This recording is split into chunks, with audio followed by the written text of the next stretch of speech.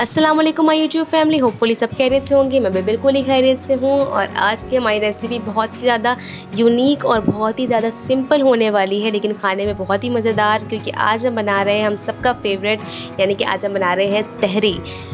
तहरी बहुत ही अलग अलग अंदाज में बनाई जाती है, लेकिन तहरी जो है वो बहुत ही सिंपल पकाई जाती है। ये तो सभी जानते हैं कि बहुत ही लाइट होता है खाने में।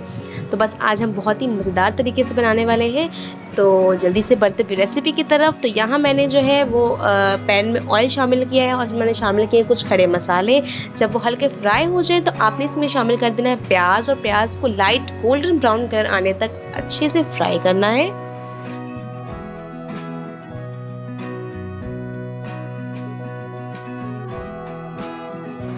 जब प्याज फ्राई हो जाए तो आपने इसमें शामिल करना है कुटी हुई हरी मिर्चें, और हरी मिर्चें शामिल करने के बाद आपने इसे बहुत ही अच्छे से मज़ीद भूनना है।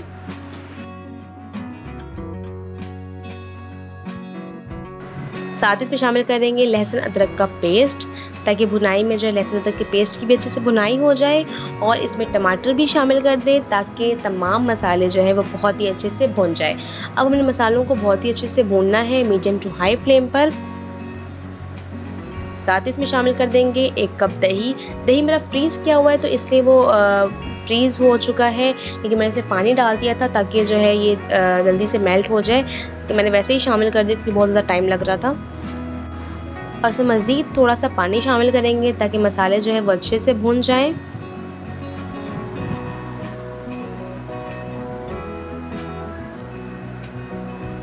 अब मैं इसमें यह शामिल करूँगी नमक, हल्दी पाउडर और काली मिर्च पाउडर शामिल करेंगे। बहुत ज़्यादा मसाले इसमें शामिल नहीं होते हैं। तहरी खाने में बहुत ही ज़्यादा लाइट और बहुत ही ज़्यादा मज़ेदार होती है। बहुत ज़्यादा मसाले शामिल कर देंगे तो ये एक पुलाव टाइप हो जाता है, लेकिन वो अच्छा नहीं लगता है खाने में। तो तहरी बनाने का एक अपना ही अलग अंदाज़ होता है। तो बस यहाँ मैं अपना अंदाज़ आपके साथ शेयर कर रही हूँ कि मैं किस तरह बनाती हूँ। अगर आपको मेरी रेसिपी पसंद आए तो इसे लाइक, शेयर, सब्सक्राइब चैनल को लाजमी कर देना। तो अब मैं इसे ढक के अच्छे से कुक होने दूंगी तकरीबन 5 से 7 मिनट के लिए। और यहाँ पे आप देख सकते हैं कि मसाला बहुत ही अच्छे से भुन चुका है, तेल ऊपर आ चुके हैं, यानी मसाले की भुनाई बहुत ही अच्छे से हो चुकी है। अब मैं इसमें शामिल कर दूंगी कटे हुए आलू। अगर आप तहरी जो है आप सिंपल भी बना सकते हैं, आप इसमें चने की दाल भी डाल सकते हैं, आप मटर भी डाल सकते हैं, लेकिन अभी मटर का सीज़न नहीं है। मटर वाली भी बहुत मज़े की लगती है।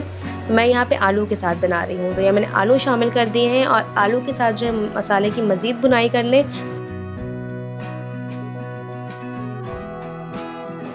जब आलू की मसालों के साथ बहुत ही अच्छे से भुनाई हो जाए तो आपने क्या करना है, इसे पानी शामिल करना है और इसे कुक होने देना है।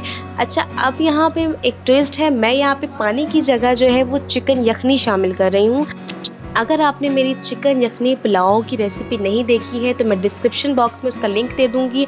आप वहाँ जाके मेरी चिकन यखनी पुलाव की रेसिपी देखें।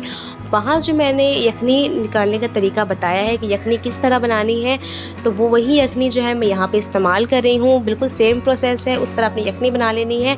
आप वहाँ मेरी रेसिपी में देख सकते हैं कि मैंने चिकन की यखनी किस तरह बनाई है। तो बस वैसे ही चिकन की यखनी बना ली थी और मैंने यहाँ पे पानी की जगह वो यखनी शामिल किया है ताकि आलू जो है वो अच्छे से कुक हो जाए और अच्छा सा फ्लेवर आ जाए। और मैं यहाँ पे जब चावल कुक होने के लिए जो पानी शामिल करूँगी उसकी जगह मैं चिकन यखनी ही शामिल करूँगी। तो वही चिकन यखनी मैंने अभी शामिल किया है और अब मैं इसे कुक होने दूँगी ताकि आलू अच्छे से गल जाएँ। तो आप यहाँ देख सकते हैं कि आलू बहुत ही अच्छे से कुक हो चुके हैं और जो यखनी है वो भी बिल्कुल खुश्क हो चुकी है। तो अब यहाँ पे हमने इसमें शामिल कर देना है चावल। मैं यहाँ बासमती चावल का इस्तेमाल कर रही हूँ, जिसको मैंने वॉश करके तकरीबन 1 से 1.5 घंटे के लिए भिगो के रख दिया था ताकि चावल खिले खिले बने। और यहाँ मैंने वो चावल जो है भिगोए हुए चावल शामिल कर दिए हैं और अब इसका डबल जो है मैं इसमें पानी शामिल करूँगी, सॉरी पानी नहीं, यखनी शामिल करूँगी। चिकन यखनी से बहुत ही ज़्यादा नेक्स्ट लेवल फ्लेवर आता है।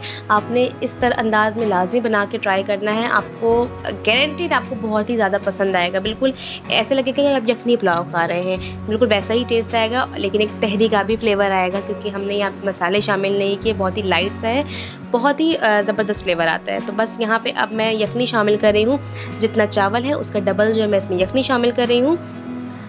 और यखनी में कुछ चिकन के पीसेस भी थे तो वो भी शामिल साथ ही कर दे रही हूँ।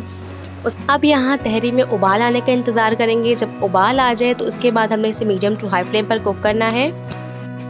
तो यहाँ बहुत ही अच्छा उबाल आ चुका है। तो मीडियम टू हाई फ्लेम पर इसे कुक करेंगे और जब पानी तकरीबन 1 से 1.5 कप रह जाए तो हमने ये तहरी को जो है वो दम पे रख देना है। बिल्कुल स्लो फ्लेम कर देना है और उसके नीचे जो है भारी तले का तवा रखना है और ढक के हमने इसे दम पे रख देना है। तो बस यहाँ पे टाइमिंग आ चुकी है, हमने इसे दम पे रखना है। लेकिन उससे पहले हम इसे गार्निश करेंगे सब्ज़ धनिए के साथ और 15 से 20 मिनट के लिए दम पे रख देंगे। तो यहाँ आप देख सकते हैं बहुत ही मज़ेदार तहरी बनके बिल्कुल ही तैयार हो चुकी है।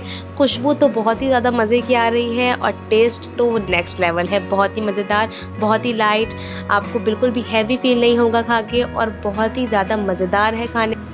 तहरी आपने बहुत ही अंदाज़े बनाए होंगे लेकिन इस अंदाज़ में शायद ही बनाया हो। तो मेरा ये अंदाज़ अगर आपको पसंद आया है तो इसे ट्राई करें और मुझे बताएं आपको कैसे लगे।